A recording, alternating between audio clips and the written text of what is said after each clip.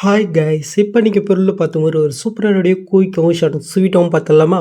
So அதுக்கு பார்த்தா உங்ககிட்ட இருக்கிற ஐட்மோஷன் ஆப்பி ஓப்பன் பண்ணிவிட்டு ஸோ நெக்ஸ்ட்டு நான் கொடுத்த ப்ரீஷீட்டை நீங்கள் இம்போர்ட் பண்ணி ஓப்பன் பண்ணால் உங்களுக்கு பணம் இதில் பிடிச்சோகும். ஸோ இதில் நம்ம எடிட் பண்ணுறதுக்கு முன்னாடி மறக்க வீடியோக்கு ஒரே ஒரு லைக்கை மட்டும் மறக்காமல் பண்ணிக்கோங்க. ஓகே, ஸோ கீழே தான் இருக்குது, மறக்காமல் பண்ணிக்கோங்க.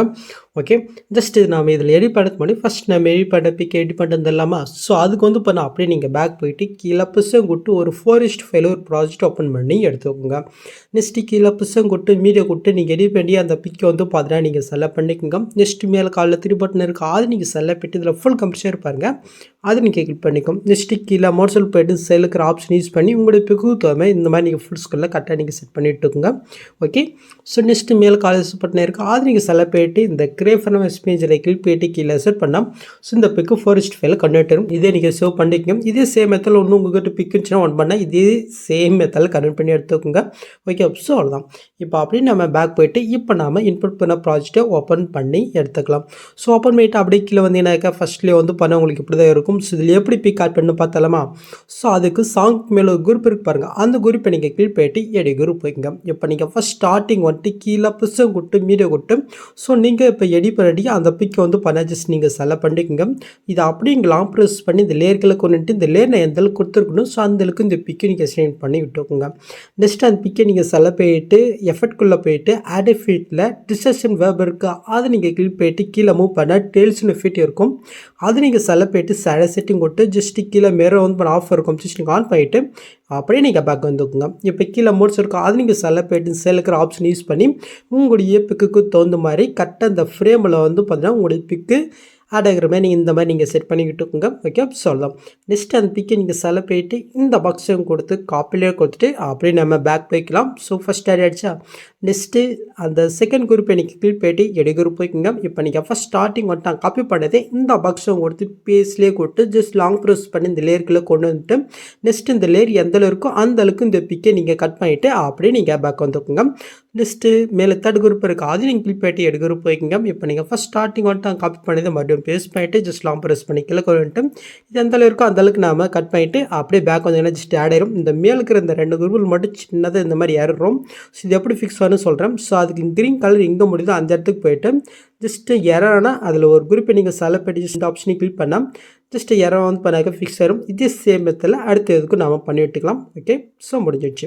ஸோ நெக்ஸ்ட் அதுக்கு மேலே ஒரு க்ரீன் கலர் இருக்கா, ஜஸ்ட் அந்த லேயரை கிளிக் பண்ணிட்டு கலர் ஃபுட்டு ஸ்டாரிங் கிளிக் பண்ணிட்டு இப்போ நீங்கள் அந்த குரூப்பில் என்ன பிக் ஆட் பண்ணிங்களோ ஸோ அதே சேம் பிக்கை இங்கே ஆட் பண்ணிக்கோங்க. ஜஸ்ட் நான் அதை செலக்ட் பண்ணிட்டு மேலே புஷையும் கொடுத்துக்கிறேன். இப்போ பார்த்தீங்கன்னா கரெக்டாக நீங்கள் பொருள் பார்த்த மாதிரி உங்களுக்கு அது ஆட் ஆகிடுச்சா. ஸோ அவ்வளோதான். ஸோ நெக்ஸ்ட் அப்படி நீங்கள் மூவ் பண்ண இந்த இடத்துலையும் அதே மாதிரி ஒரு 3 குரூப் இருக்கும். ஸோ அது கீழே இருக்கிற அந்த குரூப்பை நீங்கள் கிளிக் போயிட்டு எடி குரூப் போயிட்டு ஃபஸ்ட் ஸ்டார்டிங் வரைக்கும் கீழே புஷம் கொட்டு மீட்டை கொட்டு நீங்கள் எடி பண்ணி அந்த பிக்கை பார்த்தீங்கன்னா ஜஸ்ட்டு நீங்கள் செலக்ட் போயிட்டு ஜஸ்ட் லாங் ப்ரெஸ் பண்ணி கீழே கொண்டு இந்த எந்த அளவு இருக்கோ அந்த அளவுக்கு எக்ஸ்டெண்ட் பண்ணிக்கோங்க. நெக்ஸ்ட் அந்த பிக்கை நீங்கள் செலக்ட் போயிட்டு எஃபெக்ட்குள்ளே போயிட்டு ஆட் எஃபெக்ட்டில் முன்ன ஆட் பண்ண டேல்ஸ் எஃபெக்ட் உங்களுக்கு இங்கே ஷோ ஆகும், அது நீங்கள் செலக்ட் பண்ணிக்கோங்க. ஜஸ்ட் இந்த மிரர் மட்டும் நீங்கள் ஆன் பண்ணிவிட்டு அப்படியே பேக் வந்துக்குங்க. இப்போ கீழே மோட்ஸில் போயிட்டு சைடில் இருக்கிற ஆப்ஷன் யூஸ் பண்ணி இப்போ இந்த பிக்குக்கு தகுந்த மாதிரி கரெக்டாக இந்த ஃப்ரேமில் பார்த்தீங்கன்னாக்கா நீங்கள் பிக்கை ஆட் பண்ணி விட்டுக்குங்க. ஓகே, முடிஞ்சிச்சு. நெக்ஸ்ட் அந்த பிக்கை நீங்கள் செலக்ட் போயிட்டு பாக்ஸையும் கொடுத்து காப்பியில் கொடுத்துட்டு அப்படியே நீங்கள் பேக் போய்க்குங்க. ஓகே, ஸோ ஃபஸ்ட் ஆட் ஆகிடுச்சு. நெக்ஸ்ட் அதுக்கு மேலே செகண்ட் குரூப்பை கிளிக் போயிட்டு எடி குரூப் போய்க்குங்க. இப்போ நீங்கள் ஃபஸ்ட் ஸ்டார்டிங் காப்பி பண்ணதே இந்த பாக்ஸும் கொடுத்து பேஸ்லேயே கொடுத்து ஜஸ்ட் லாங் ப்ரெஸ் பண்ணி கீழே கொண்டு வந்துட்டு அப்படியே நீங்கள் பேக் வந்துக்குங்க. ஸோ இதே சேம் மெத்தடில் மேலே இன்னொரு தேர்ட் குரூப் இருக்கா, ஸோ அதுக்கும் நாம் பார்த்தீங்கன்னாக்கா பிக் ஆட் பண்ணிவிட்டு பேக் வந்துக்கலாம்.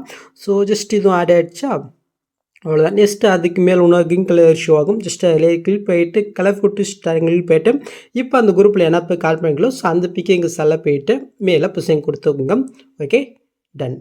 ஸோ நெக்ஸ்ட்டு அப்படியே நீங்கள் மூவ் பண்ண இடத்துல ஒரு கிளிக் கலர் ஷோ தான், ஜஸ்ட் அந்த லேயரை கிளிக் போயிட்டு கலர் ஃபுட்டுக்கு ஸ்டாரிங் கிளிக் போயிட்டு ஸோ நீங்கள் எடி பண்ணி அந்த பிக்கை நீங்கள் செலக்ட் பண்ணுறீங்க, மேலே புஷிங் கொடுக்குறீங்க. ஓகே, ஸோ நெக்ஸ்ட்டு இந்த இடத்துல ஒரு ஆரஞ்சு கலர் இருக்க கீழே அந்த லேயர் நீங்கள் கிளிக் போயிட்டு கலர் ஃபுட்டு ஸ்டாரிங் கிளிக் போயிட்டு ஸோ நீங்கள் எடி பண்ணி அந்த பிக்கை நீங்கள் செலக்ட் போயிட்டு மேலே புஷிங் கொடுத்துக்குங்க.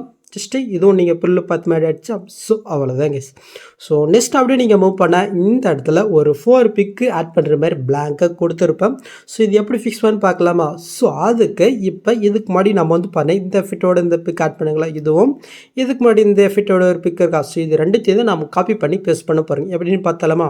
ஸோ அதுக்கு ஃபஸ்ட்டு இந்த எஃபெக்டோடு இருக்கிற இந்த பிக்கை நீங்கள் செலக்ட் பண்ணிட்டு இந்த பக்ஸம் கொடுத்து காப்பியில் கொடுத்துட்டு ஸோ நெக்ஸ்ட்டு கேஃபரி இடத்துல ஃபஸ்ட் ஸ்டார்டிங் போயிட்டு அங்கே காப்பி பண்ணதே இந்த பக்ஸம் கொடுத்து பிஎஸ்லேயே கொடுத்தனா ஜஸ்ட் இது மேல் ஆட் ஆயிரும். இதை அப்படியே இங்கே லாங் ப்ரோசஸ் பண்ணி இந்த லேயர்களை கொண்டு வந்துக்கோங்க.